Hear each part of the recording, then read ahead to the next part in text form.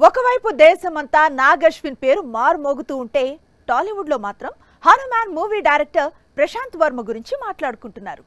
సంక్రాంతికి వచ్చిన హనుమాన్ సినిమా బాగా తీశాడని కాదు, అతను తెరకెక్కించబోయే కొత్త చిత్రం గురించే హాట్ డిస్కషన్స్ కొనసాగుతున్నాయి. సంక్రాంతికి రిలీజ్ అయిన Hanuman pan India block buster గా నిలిచింది. కల్కి రిలీజ్ కు ముందు వరకు హైయెస్ట్ గ్రాసర్ గా నిలిచింది.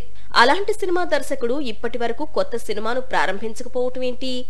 అయితే ఆ ప్రయత్నం చేశాడు ప్రశాంత్ వర్మ. బాలీవుడ్ హీరో రణ్వీర్ సింగ్ తో మూవీని అనుకున్నాడు, కానీ కుదరలేదు. ఈ ప్రాజెక్టు అనౌన్స్మెంట్ కంటే ముందే ఆగిపోయింది. రణ్వీర్ సింగ్ తో ప్లాన్ చేసిన ప్రాజెక్టు ఆగిపోవడంతో ప్రశాంత్ వర్మ ఇమీడియట్ గా హనుమాన్ సీక్వెల్ తెరకెక్కిస్తాడని అందరూ ఊహించారు.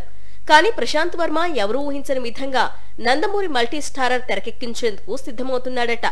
ఈ మల్టీ స్టారర్ లో బాలయ్య, మోక్షజ్ఞ కలిసి నటిస్తారట. మరోవైపు మాస్ రాజా రవితేజతో కూడా ప్రశాంత్ వర్మ కొత్త సినిమా ప్లాన్ చేస్తున్నాడని కొద్ది రోజులుగా ప్రచారం సాగుతోంది. రానున్న రోజుల్లో ఈ రెండు క్రేజీ ప్రాజెక్టుల్లో ఒక సినిమాను ప్రశాంత్ లాక్ చేసే అవకాశాలు ఉన్నాయి.